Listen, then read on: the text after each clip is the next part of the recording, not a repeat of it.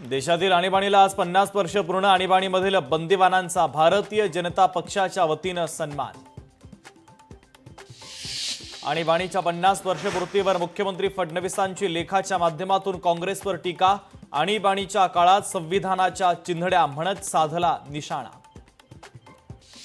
विरोधकांवर ईडीची कारवाई ही छुपी आणीबाणीच. सोचो है खाकर बिल्ली हज को जाती है गलत है.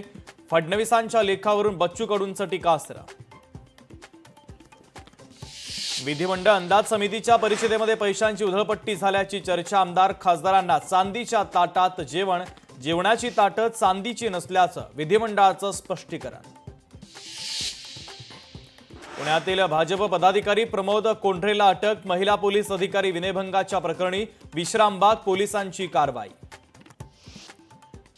अजित पवारांच्या राष्ट्रवादीमधील माजी आमदार पक्षावर नाराज. पक्षातील कोणत्याच बैठकीला बोलावत नसल्यानं नाराजी. सूत्रांची माहिती.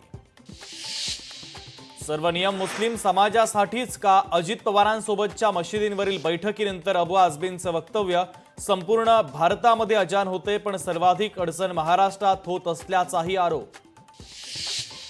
जालन्याच्या आष्टी येथील जिल्हा परिषद शाळेची इमारत मोडकळीला. आज शाळेची पाहणी करण्यासाठी गट शिक्षण अधिकारी स्वतः येणार.